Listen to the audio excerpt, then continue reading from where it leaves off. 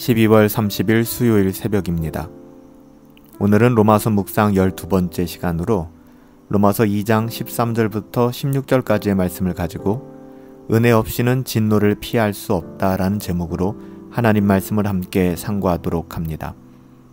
로마서 2장 13절부터 16절까지의 말씀입니다.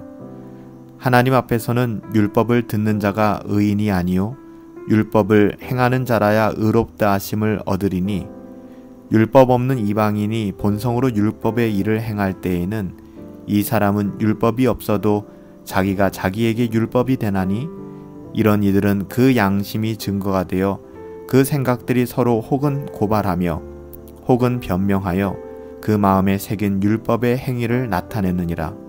곧 나의 복음에 이른 바와 같이 하나님이 예수 그리스도로 말미암아 사람들의 은밀한 것을 심판하시는 그날이라. 로마서 1장 18절부터 로마서 3장 20절까지의 큰 주제는 어떤 사람도 자신의 자격과 조건, 자신의 어떠함으로 하나님 앞에서 의롭다함을 받을 수 없다는 것이죠. 유대인이든 이방인이든 결국에는 하나님 앞에서 진노의 대상이라는 것이 오늘 본문의 주제입니다. 사도 바울은 먼저 유대인에게 경고합니다. 당시 유대인들은 율법을 자랑했습니다. 자신들은 율법을 가지고 있었기 때문에 하나님의 진노와는 아무 상관이 없다라고 생각했습니다. 이미 하나님과 바른 관계를 맺고 있기 때문에 예수님을 중보자로 믿을 필요가 없다라고까지 생각했던 것이죠. 그래서 사도 바울은 다음과 같이 증언합니다. 하나님 앞에서는 율법을 듣는 자가 의인이 아니요 오직 율법을 행하는 자라야 의롭다 하심을 얻으리니 율법을 가지고 있는 것 자체로는 아무 소용이 없습니다. 하나님 앞에서 의롭다함을 받으려면 율법을 행해야만 합니다. 이것은 마치 하나님의 말씀을 잘 알고 나는 안전해 결국 하나님의 뜻대로 살아가지 않고 하나님의 말씀과는 전혀 상관없는 삶을 살면서도 하나님의 선하심을 알고 하나님의 뜻이 무엇인지 알면서도 정작 그 뜻대로 살아가지 않는다면 그 뜻대로 살아내지 않는다면 이것은 아무 소용없는 허무한 인생이라는 것이죠. 이런 인생은 하나님의 심판과 하나님의 진노를 피할 수 없는 것입니다. 그렇다면 이방인들은 어떨까요? 그들은 율법을 듣지 못했으니까 나는 하나님의 진노와 아무 상관이 없어 그렇게 생각했을지도 모르겠습니다. 과연 그럴까요? 사도 바울은 이방인들 역시 하나님의 진노 아래 있다. 이것은 유대인이나 이방인이나 별로 차이가 없고 다른 것이 없다라고 이야기합니다. 하나님께서 유대인들과는 다른 방식으로 이방인들에게도 법을 주셨는데요. 그것을 성경은 양심의 법이다 라고 이야기합니다. 이 땅을 살아가는 모든 사람들은 이 양심의 법을 가지고 태어납니다. 사도 바울은 이방인들을 향해 다음과 같이 증언합니다. 이런 이들은 그 양심이 증거가 되어 우리가 예를 들어서 생각해보면 불신자들도 불효하는 것이나 또한 살인하는 것, 간음하는 것, 도둑질하는 것, 거짓말하는 것이 나쁘다는 것을 다 알고 있습니다. 우리가 이것을 인지상정이라고 할지 모르겠지만 사람 안에 양심이 작용하기 때문에 양심이 작동하기 때문에 그렇죠. 우리가 하나님을 경외하지 않는다 할지라도 사람을 죽이는 것이나 남의 물건을 훔쳐가는 것을 거의 모든 나라에서는 법으로 처벌하고 있습니다. 왜 그럴까요? 양심이 사람들의 증거가 되기 때문에 그렇습니다.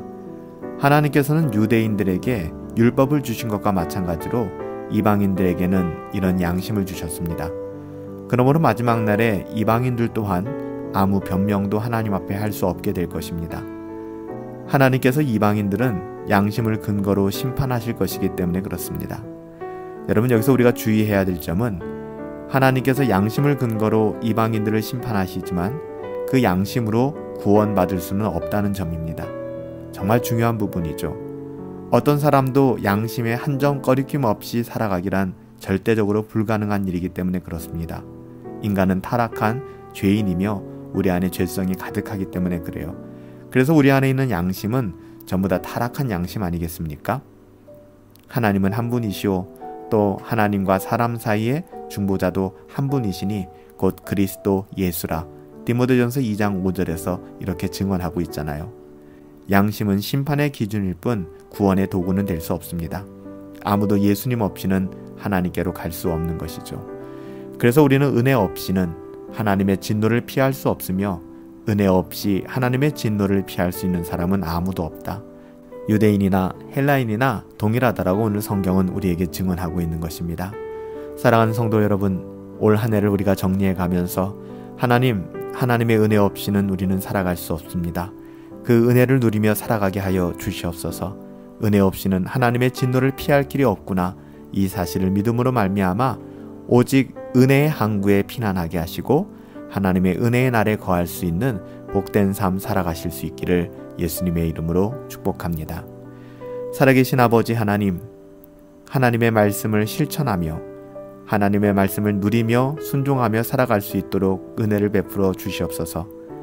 하나님의 말씀을 우리의 행동으로 옮겨 놓으며 하나님께 순종하는 일에 최선을 다할 수 있도록 주의 은혜를 더하여 주시옵소서. 하나님께서 양심을 통하여 말씀하실 때도 있습니다. 때로는 양심의 소리에 귀를 기울이게 하여 주시되 무엇보다도 하나님의 말씀을 청종하며 하나님의 뜻대로 살아갈 수 있는 저희들 되어줄 수 있도록 하나님 은혜 더하여 주시옵소서.